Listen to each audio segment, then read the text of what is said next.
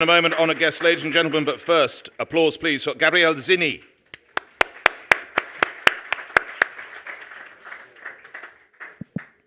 Thank you, Mr. Speaker. Thank you. Based on what Andreas mentioned and how he promoted skills, and the way we also think that we need to add how we teach these skills, because usually the systems and the other side argue this in their writings. So the system is the one that doesn't promote very many countries in many ways how to teach these skills. That's why I strongly believe that the way to teach these skills is through project-based teaching. Project-based learning is the best way to combine soft and hard skills. It's the way to engage students, to teach them how to collaborate, to work in teams, as Andreas was saying, to help them to connect the dots, to teach them how to co-create, to promote integration, all key skills for these coming years. In our experience in Argentina, the two moments when students are engaged the most is during two project-based competitions, Técnicamente and Olimpiadas. These are two competitions that run through 1,600 schools, and the way that they learn skills is to project-based learn, present an initiative, present an idea, a product, and compete among the rest of the schools. Polls that we developed last year show that the best way to teach these skills, to engage students, is make them do these project-based students more than just teach them facts or teach them knowledge in general. So I do believe that changing the structure of the system, in addition to focus on skills, is needed in many countries. Not only in the way we teach skills, but also in the way we connect these skills to the labor market. Because many times we teach skills in schools, but they have nothing to do with the labor markets and are demanding. Many times we don't have career tracks for principals, so we don't have good principals in our schools to teach these skills. So in addition to this discussion, I think we should include in this debate how we change the structure of our system to promote these skills that Andreas was building in the first argument. Thank you. Thank you, Mr. Speaker. Thank you very much indeed. Nice and prompt. Thank you. Thank you. So remember, your lead counsels, you have to decide who's going to have 3 minutes to rebut and wrap up your debate, so I'd ask you to start thinking about that as we take questions from the floor. Now, if you'd like to raise your hand, thank you, sir. Do we have microphones, Ruth? Yes. So it's this gentleman here, and if I could ask you to say your name, sir, and to whom you are initially directing the question. Okay. Thank you. I am Dr. R.K. Rai, basically a doctor and neurologist. Right. See, in the architecture of the brain, the working memory has got a capacity. Yes. If you go on overloading the facts by... To whom are you addressing your question, doctor? Pardon? Who are you putting your question to? Do you have Yeah. But is there a specific side you're addressing your question to? Okay. Yes. Okay. Are you speaking against it or for it? Which are you? No, I'm speaking against. You're speaking against it, yes, right? sir. So we might be asking one of this team to respond. So- Your question, if you would, doctor. Yeah. Thank you. My question is Thank you, sir. that, as per the medical science, the working memory has got a capacity. If you go on adding the mere facts, the working memory will not be able to function properly. Will not be able to cope. Is that what you're saying? Yeah, Okay. exactly. Okay. Not only that, sir. The speaker from this side said very good thing. Right. See, the resilience, the hope, the optimism, the empathy, which are the basic for learning. Okay. Which are basic for learning, because there is a part of the brain, sir, right here, amygdala.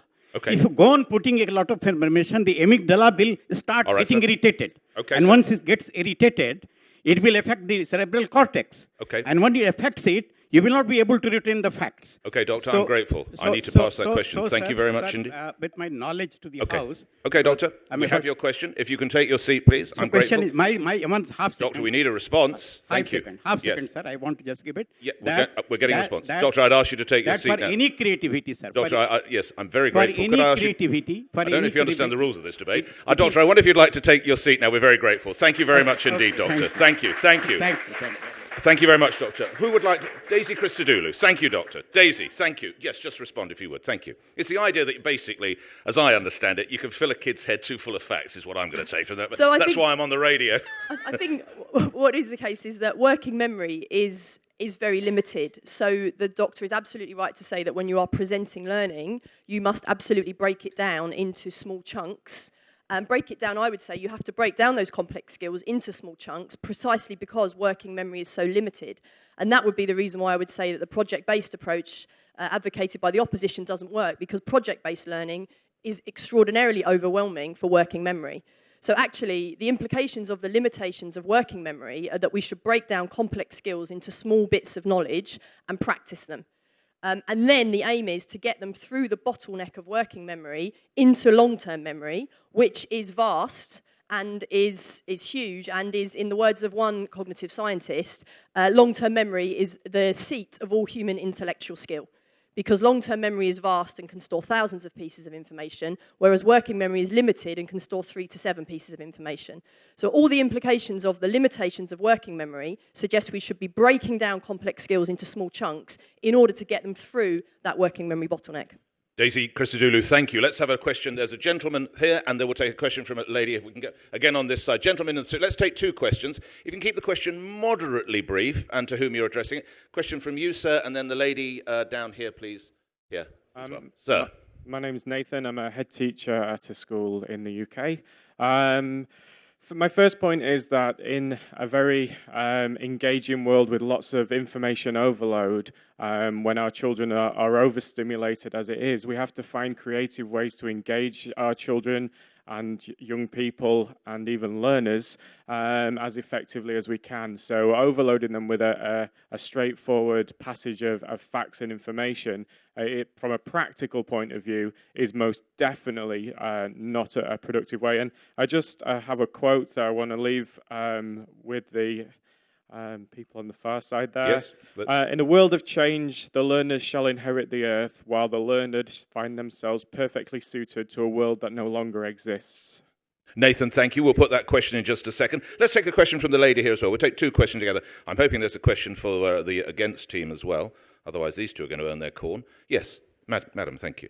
My name is Ulrike. I'm from Germany. Yes.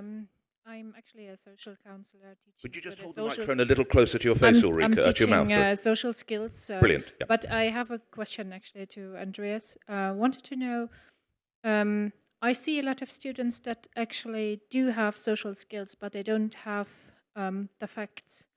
So they cannot read or write or do some basic, don't have this basic facts.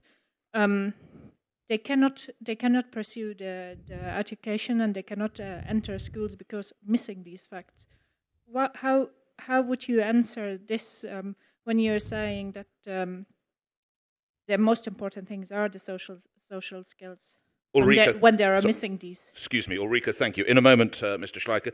Mr. Gibb, would you like to respond to Nathan's question? Overstimulated, overloading, too much facts, it's actually rather daunting for the children. Mr. Gibb. This is the whole skills-based curriculum. That's what overloads the working memory. The working memory can only hold 5, 6, or 7 items at one time. And if you want to try and be creative and problem solve while you're busy finding out those and calculating those things that ought to be in your long-term memory, Daniel Willingham talks about an educated person has vast amounts of knowledge in his or her long-term memory, which you can retrieve instantly. So if you're doing a calculation, you can't suddenly work out what 7 6s are. You need to know it already that it's 42, so you can do more complicated calculations. Overload occurs when you are requiring people to remember too many facts in short-term memory at once, instead of being able to retrieve from long-term memory the things that you need to be creative and to solve the problem. And an education is about getting as many of those concepts and facts and knowledge and complexity of knowledge into your long-term memory, so that your short-term memory, the minimal, small working memory, can then draw on those things in your long-term memory to solve problems and be creative. That's the thrust of the argument on this side of the House. Mr. Gibb, thank you. Now to Andreas Schleicher, if you'd respond. Ulrike talked about students who have social skills, Mr. Schleicher, but they're going to have facts, they can't read or write, they can't actually pursue a proper or full education. Mr. Schleicher. Yeah, I agree with the premise. I think that's one of the, we have people, you know, who have great social skills and who may not have the kind of knowledge and understanding. You know, if you are in that position, you can lead a mafia, but you can get a job. I mean, that is very clear, but I think we should not ignore the other part of the equation as well. We have lots of people who are full of facts and full of kind of memorized knowledge, but they don't have the kind of critical thinking and social skills to actually do anything reasonable in our modern society or to add value to what a computer can do. So the issue is not, I mean, I think this is sort of the kind of artificial kind of divide that we're creating here. The issue is not, does knowledge detract from skills? The issue is how do we integrate in a modern learning environment the development of knowledge in a way that actually strengthens social and emotional qualities together. That there are great examples of this is proven by the evidence. I come back to the example of countries like Singapore or even Shanghai. They're very strong on knowledge, but their curriculum is centered on values, on ideas, on concepts. They have a great emphasis on creative skills. And they're doing both. Singapore was the top performer on creative problem-solving skills. That is something I think we should keep in mind, that actually this is an artificial construct that we say, and that filling people with pure facts is leading them to be creative or social, having great social skills. I think that is fundamentally wrong. Thank you, Mr. Schleicher. Questions this side? Yeah, there's a gentleman with a blue shirt here. Sir, if I could have your name and your question. Thank you. Michael. Hello, Michael. Michael from the United States. And my question is for the side supporting the motion that we have. Yep. With science showing us the strong correlation between empathy and success in life, whether it's financial or just joy of living, how does one teach through pure facts such an important concept such as empathy?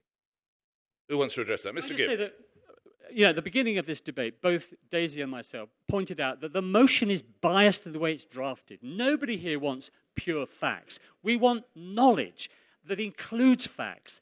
And in all the best schools around the world, that is what they do. The danger of this debate is that you are encouraging new education systems, you are encouraging new education reform to move away from a knowledge-based curriculum. You will then find, in 10 or 20 years' time, a declining education system where children are no longer knowledgeable enough to be creative or to solve problems or to find cures for diseases and cancer. Now, the issue of empathy, of course, we want schools to be more than just academic institutions. Of course you have sport, and you have music, and you have behavioral policies. You make sure that the pastoral care of a school is about more than the academic curriculum. Every good school is like that. But this debate isn't about that. I go to these conferences, and I hear education ministers and experts from other countries and my country encouraging education systems around the world to abandon a knowledge-rich curriculum and to put in its place a competence-based, skills-based curriculum that degrades the importance of knowledge. And the reason why I speak so passionately about this is because we did this in Britain. We did it in the 1990s and 2000s.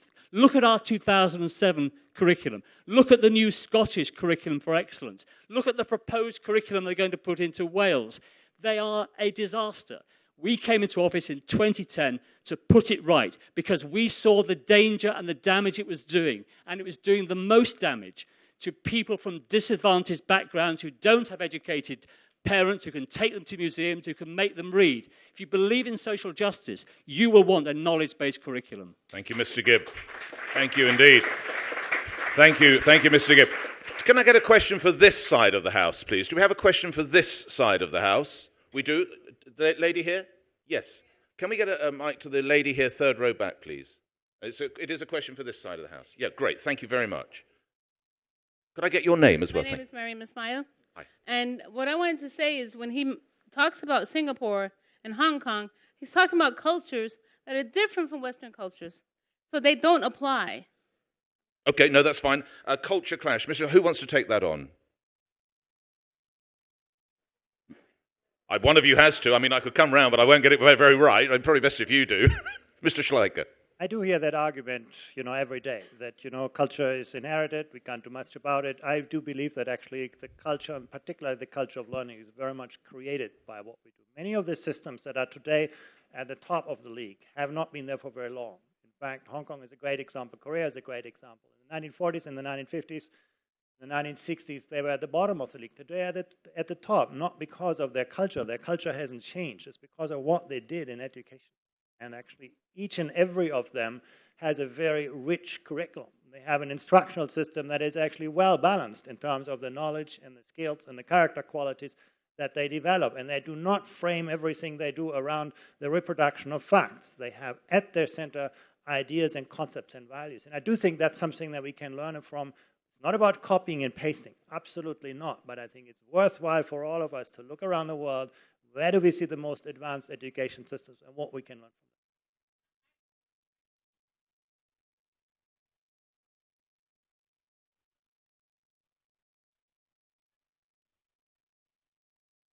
All right.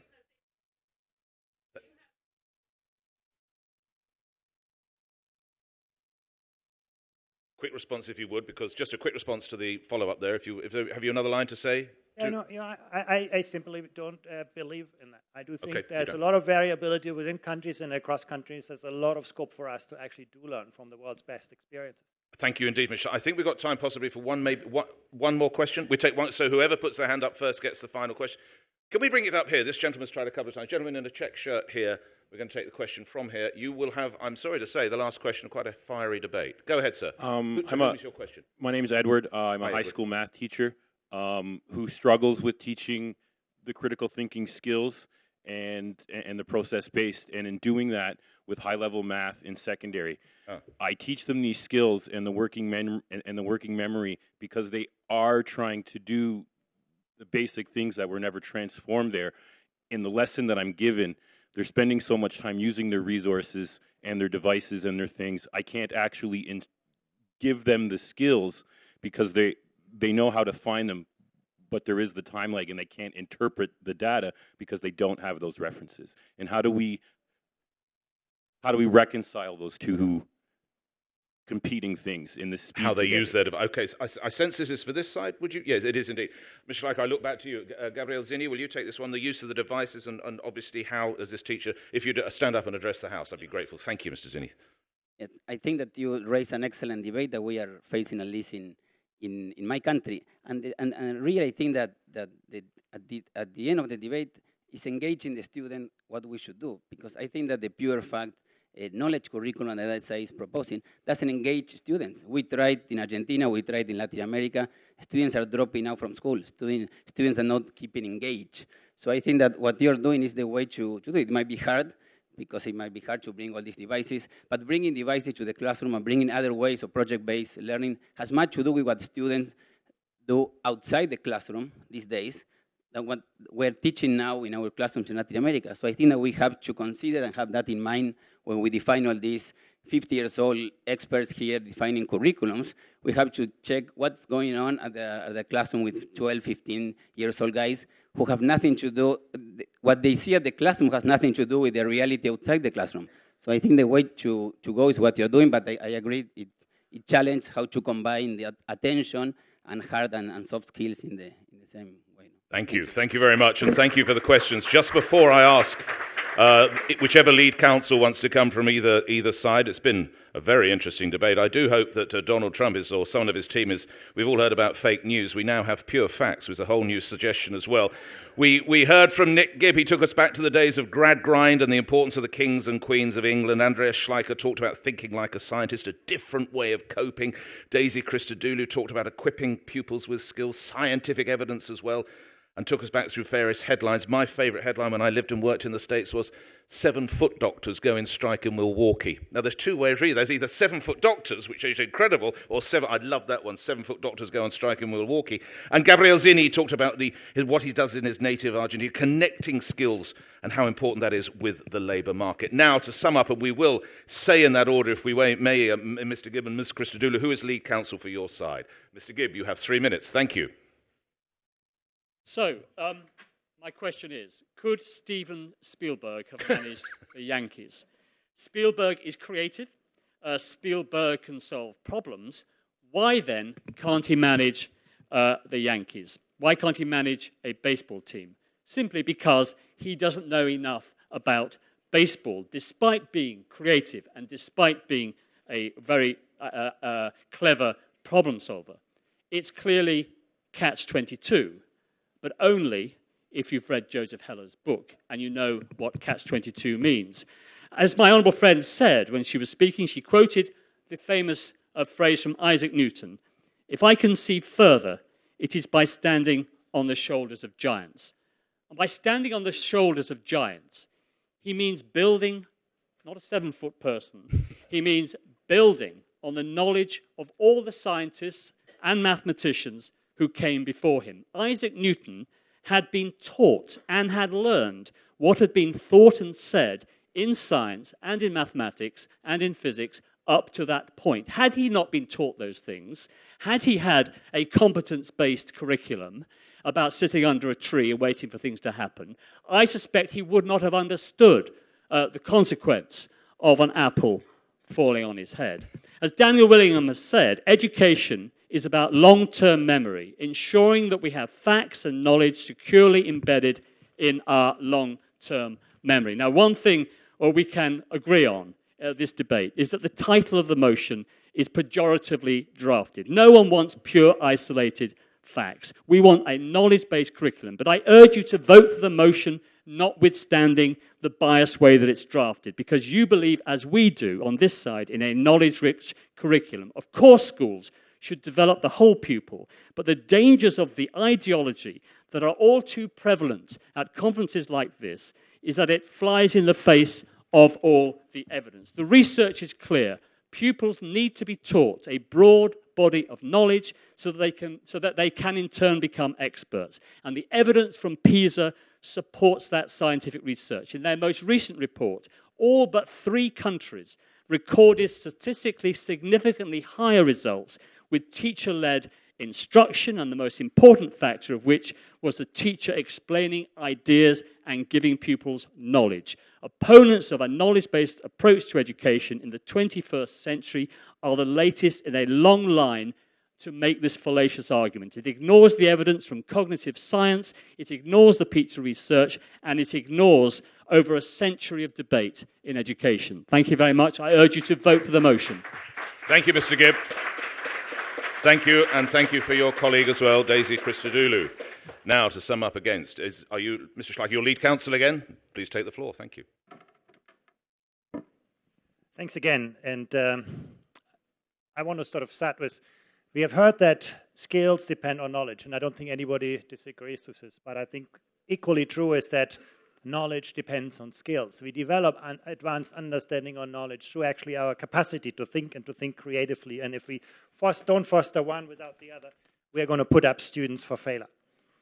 We have heard about creativity applying to a specific disciplinary context, and I agree with this. At the very same time, we need people today in today's society who are able to think across the boundaries of subject matter disciplines. Creativity is about connecting the dots where the next innovation is going to come from. We heard that there was apparently a correlation between, being good on knowledge and being good on thinking skills, apparently from international tests. This is surely not a fact. This is fake news. In fact, again, the UAE is a great example. The Russian Federation is a great example. The Czech Republic, I could name you a whole list of countries that are doing perfectly fine on the reproduction of subject matter context, and where students dismally fail when they have to apply their knowledge creatively, where they have to demonstrate that they can think, when they have to demonstrate that they can think like a scientist, think like an historian, think like a mathematician, which is what we want our children to be. So one doesn't come with the other. If we do just filling up children with pure facts, we will not get the kind of creative and imaginative citizens that we need today. And I want to come to the last part. What about musics? What about arts? Are we going to forget about those important subjects? Actually, if we read the brain research in the latest years, we see how important the reinforcing factors are between, for example, music and creative skills, between music and mathematical skills. There are many ways of how children learn, and we need to engage children in different ways of learning. This is not about the reproduction of facts. What about ethics? What about, making judgments? All of those things require students to learn advanced thinking skills, and this is not against a knowledge-based curriculum. It's about the integration, a holistic view of learning, and that's why I urge you to vote against the motion, that it is enough to fill the heads of people with facts. Thank you. Thank you indeed, Mr. Schleicher. And so, honoured guests, ladies and gentlemen, we move to the vote. I remind you, you take up that clicker. If you could all get your clickers in your hands. Last time, remember, it's A for 4, B against, C is undecided. It was 20% against 67, and undecided 13% in play. Please cast your votes, as they say, and let's see how we go. And there's the counter. So be sure you've got 10 seconds to get your vote in. See which way it goes. Has the passion injected by Mr. Gibbon, Ms. Christodoulou, has the stern defence put up by Mr. Schleicher and Mr. Zinni done the job? And here we go. Whoa, look at that. That's quite, so if you can't see, that's 448 against a 42, undecided. So as I understand it, the ayes have it. The ayes have it. The ayes.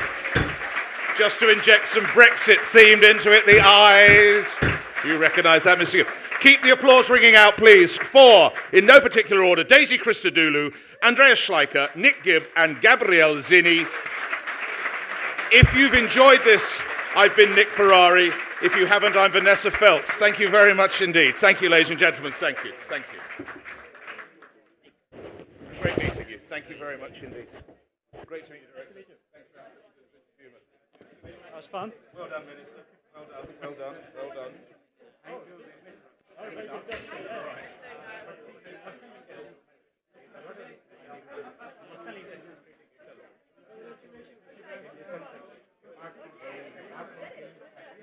Cool. Not at all.